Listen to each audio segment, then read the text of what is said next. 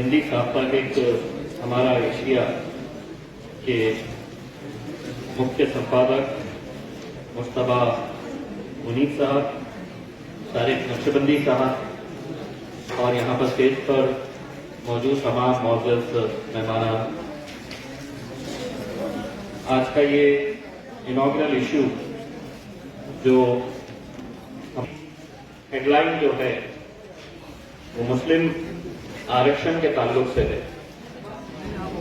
और उस पर लिखा गया है आरक्षण चाहिए 20%, हमें हमारा हक दो। दरअसल इस उन्वान के ऊपर, इस सब्जेक्ट के ऊपर जब पार्लियामेंट के अंदर बहस चल रही थी तो मैं अच्छी तरह से जानता हूं आज हुकूमत, सरकार जो बैठी हुई है उसका रवैया मुसलमानों की तरफ कैसा है, इसके बारे में बहुत ज्यादा बताने की जरूरत नहीं है क्योंकि सभी लोग बखूबी जानते हैं। इसीलिए जब ये बहस लोकसभा के अंदर चल रही थी तो मैंने वजीर आजम मोदी साहब बैठे हुए थे और उनके सामने ये कहा था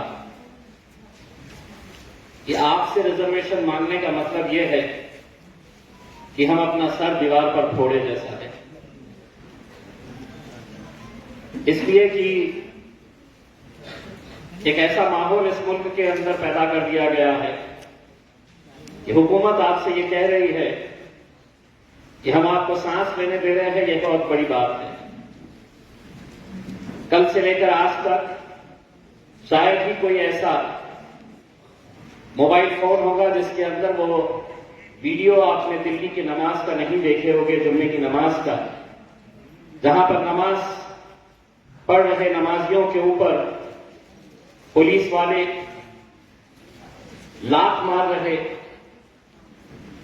जानमाज की किस तरीके से बेहुरमती की जा रही, ये सभी लोग देखने के बावजूद भी अगर कल उस पुलिस वाले को सिर्फ सस्पेंड किया गया है तो आप इसी बात को दूसरे नजरिए से अगर देखेंगे कि क्या ये मुमकिन है आज इस मुल्क के अंदर कि कोई पूजा कर रहा हो और उसे कोई पुलिस वाले की इतनी हिम्मत हो कि वो जाकर उसे लातों से मारे और उसे पूजा करते हुए धक्का दे दे। ये मुमकिन ही नहीं है। लेकिन आज ये सब कुछ हो रहा है और इसलिए हो रहा है कि कहीं ना कहीं हम अपनी सफों में बटे हुए हैं। कोई मानेगा, कोई नहीं मानेगा, लेकिन मैं बड़ी जिम्मेदारी के साथ कह रहा हूं और इसलिए कह रहा हूं कि कई ऐसे मुद्दे हैं जिनके ऊपर हम ये चाहते हैं कि अपने सियासी इख्तिलाफ दूर करके जब कौम का मसला आया एक आवाज में आवाज लगाने की जरूरत है। लेकिन क्या यह हो पा रहा है? खुद अपने आप से अगर ये सवाल करेंगे तो आपको इसका जवाब मिलेगा। एशिया एक्सप्रेस जिस वक्त इसकी शुरुआत हुई थी करीब 15 साल पहले,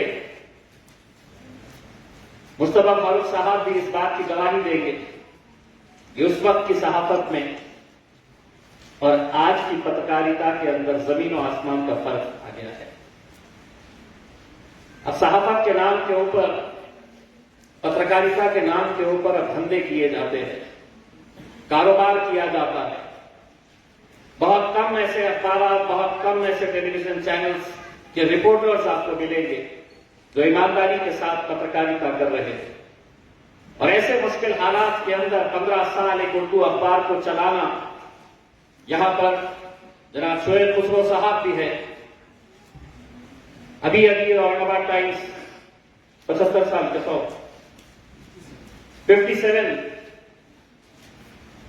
57 साल से एक उर्दू अखबार निकालना कोई मामूली बात नहीं है।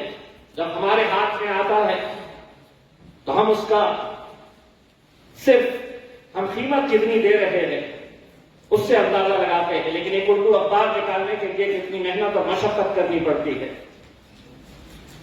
क्या ये सही नहीं है कि कोविड के बाद पूरे न्यूज़पेपर इंडस्ट्री को एक बहुत बड़ा झटका पड़ा है। बड़े बड़े ऑर्गेनाइजेशंस के न्यूज़पेपर बंद कर दिए गए, और सबसे ज्यादा अगर नुकसान किसी का हुआ तो उर्दू अखबारात का। वो इसलिए, ये हुकूमत जब आई तो सबसे पहले उन्होंने वार किसी के ऊपर किया तो उर्दू अखबारात के एडवर्टाइजिंग के ऊपर।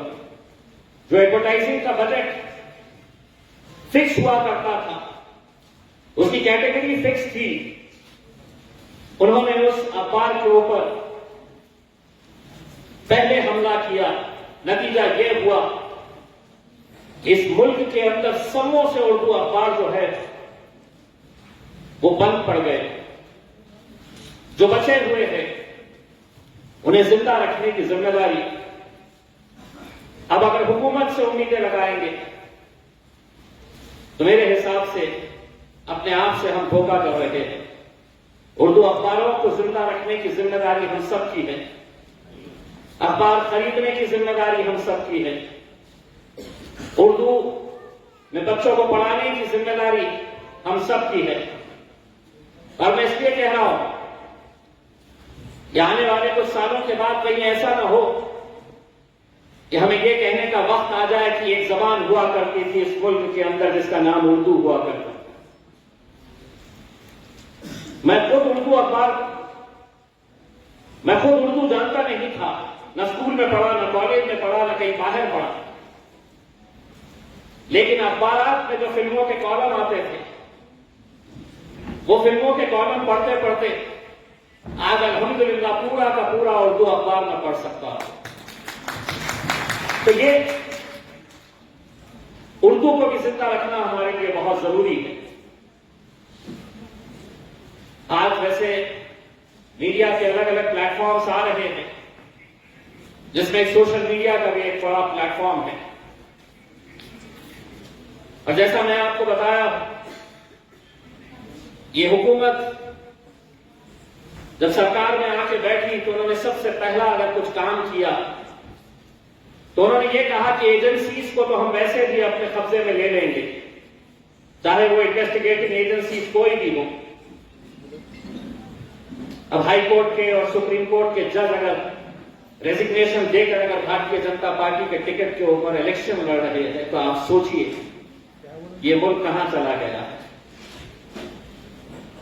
आप सोचिए कि जिस अदलिया के उस मुकाम के ऊपर वो जज बैठा हुआ है और वो रिजाइन करके ये कहता है कि अब मैं भारतीय जनता पार्टी के टिकट के ऊपर इलेक्शन लड़ूंगा, तो उसने जब फैसले दिया होगा तो किसके हक में दिया होगा, किसको नाराज नहीं कर सकता है वो अच्छी तरह से जानता है।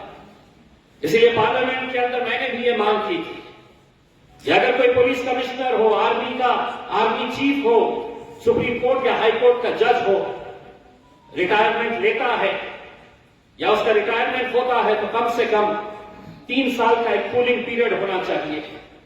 3 साल के बाद, उसके रिटायरमेंट के बाद हुकूमत ने उसको सियासत के अंदर आने का फैसला करना चाहिए, क्योंकि ये वो पोस्ट है कि अगर सबको अगर ये पता चल गया कि हुकूमत इनकी है, मुझे इनके साथ इलेक्शन लड़ने का है, तो वो कहीं पर भी इंसाफ नहीं करेगा और उसके शिकार सबसे ज्यादा हम होंगे। तो आज इस माहौल के अंदर हम जी रहे हैं। आज ये सोशल मीडिया का दौर बहुत पावरफुल हो गया है। अब व्हाट्सएप के ऊपर आपको खबरें, चटपटी खबरें, कैसा उसकी हेडलाइन कितनी तामझाम करके बताना है कि मजबूर हो जाए खोलने के लिए। डॉक्टर शोएब साहब चले गए, मेरी पार्टी में थे ही नहीं कभी। शोएब साहब मेरी पार्टी में थे ही नहीं। मुझे एक हेडलाइन आई यूट्यूब चैनल के जरिए, एमआईएम को बड़ा झटका, शोएब हाशमी शिवसेना ज्वाइन कर लिया। मैंने कहा ये मेरे पास थे कब जुट चले गए। तो सिर्फ सनसनीखेज खबरें बताना और इम्तियाज अली के नाम के ऊपर तो जितना टीआरपी ले सकते हैं, मेरे मुखालिफिन से जाकर पूछो ये पंखा क्यों तेजी से नहीं चल रहा है, तो इम्तियाज अली जिम्मेदार है। इतनी तेज धूप क्यों आ रही है? मैं आज जरूरत इस बात की है कि जर्नलिज्म किसी जमाने के अंदर एक नोबल प्रोफेशन हुआ करता था, पत्रकारिता एक नोबल प्रोफेशन हुआ करती थी। मुस्तफा फारूकी साहब, मैं एनडीटीवी के लिए जब काम करता था तो प्याज की कीमतें एक वक्त में बहुत आसमान चढ़कर बोल रही थी, हुकूमत गिरने की नौबत आ गई थी। उस वक्त मुझे ये बताया गया था कि प्याज का किसान जब अपनी फसल निकाल रहा है, वहां से लेके घर तक प्याज जब पहुंचती है तो किसान को क्या मिलता है, बिचौलियों को क्या मिलता है, होलसेल मार्केट में जब जाता है तो क्या मिलता है। तो इसका पूरा स्टोरी कितनी थी, तो महज 3.5 मिनट की स्टोरी। लेकिन रोज सुबह 4 बजे उठ के पूना के करीब शिरूर के पास एक किसान के पास हम जाते। किसान वैसे भी रात में वो किसान फसल निकाल रहा है, एक दिन वो शूट कर लिए, फिर गोडाउन के अंदर उसकी सफाई हो रही है। कुछ दिनों के बाद उसे ट्रैक्टर में भरकर पूना के मार्केट यार्ड में लाया जा रहा है। किसान को कितने पैसे दिए जा रहे हैं। हमारे दोस्त संजय केनेकर साहब भी आए, जोरदार तालियों से इनका भी इस्तेमाल करिए।